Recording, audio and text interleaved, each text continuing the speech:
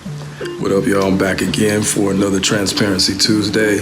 It's that time of the week where I have a clear forehead and, kind of let y'all know what's on my mind and do the polar opposite of what Scorpios are known for doing, which is, staying in the shadows and being felt and not seen, and we don't really like to talk about the backstory. So I figured like the most transparent thing I could do is kind of show and prove. Like I talk a lot of shit about, it's who we are when no one's looking. That's the most important.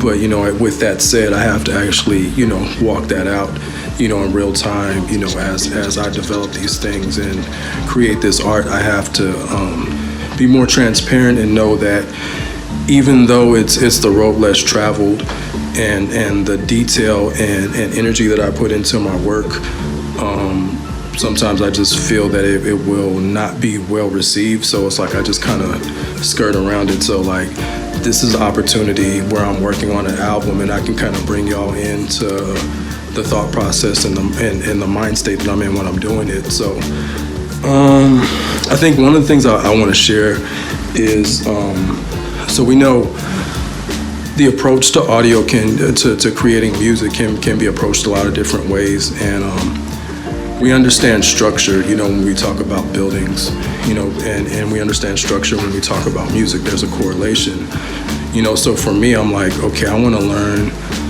the spiritual aspects of building structures, so of course that's going to take me directly to temples, so I started studying how temples are built and buying lots of books on temple building, and I found a book that broke it down. This book speaks about the temple, its cosmological and metaphysical origins. And it will have this is the blueprint for the temple. It's all these squares and their, cosmological and metaphysical symbolism behind each one of these squares. And, this black square represents, where the deity is basically going to be manifested from, the void that the deity is going to be manifested from.